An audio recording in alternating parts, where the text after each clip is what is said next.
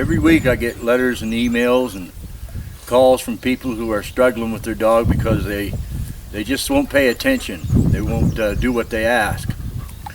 I wanted to make this short video to help you understand that there's many ways that you can communicate with your dog so that they understand what it is that you're asking them to do. One of those ways is through the smell. Like my dogs Lola and Ragnar know that I have something here. So it wasn't any problem for me to get Lola to get up on the stump, something she's never done before. And Ragnar is sitting here in front of me, and he's sitting there being good because he knows that I have something that he wants. So I'm communicating with them in a way that they understand. It's really, to use a lot of talking to your dog, it's counterproductive. It's not going to help you at all. They don't understand anything that's coming out of your mouth, but they do understand this silent communication of smell. I showed her what I had, she smelled it, she jumped up on this stump, and she's willing to sit there for me.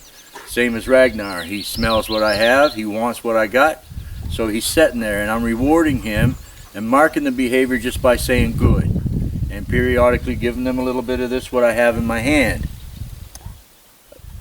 On top of being able to communicate with your dogs in a way they understand, another reason why your dogs might not be doing what you ask when you ask them to do it is because you haven't spent enough time doing it. Sometimes people will put their food down and ask their dog to sit, and that's all they do, and that's fine.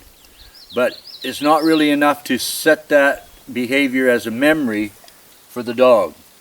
Repetition is the key. Routine daily training and repetition is key. Communicate with your dog in a way they understand. In this case, I'm using scent and food. Sit. Good. How many times does it take? How much repetition? Depends on the dog and how much time you put into it. 50, 200 times. What I like to do is 3 times a day when I'm shaping a behavior like this is to bring her food outside and spend 5 minutes in the morning hand feeding her her food as she does these behaviors that I want. Same as with Ragnar. I want him to sit here while I'm doing these videos, and without the help of this food and the smell, he wouldn't be as likely to want to sit here while I'm talking. It's taking too long. I haven't put enough repetitions in with these dogs to get them to stay here while I talk for 3 or 4 minutes without having given them some reason to do that. So that's what I'd like for you to take away from this video today, is if you want your dog to pay attention to you and do what you ask, communicate with them in a way that they understand, and that's not with language, that's just with scent is the first thing that I want to talk to you about. There's many other things, but today I'm just talking about scent and the use of food. The second most important thing for you to remember is repetition, repetition, repetition. You can do it too much, but I recommend just 3 times a day, 5 minutes per session, over a span of a couple of weeks, and your dog will have committed these behaviors to their memory. Okay, release. So just to repeat and recap, communicate with your dog in a way they understand. Scent is very powerful. Food is very powerful. And repeat that over and over and over again. 3 times a day, 5 minutes a time, using their daily food. And within a couple of weeks, that behavior will be set in cement, a memory to the dog.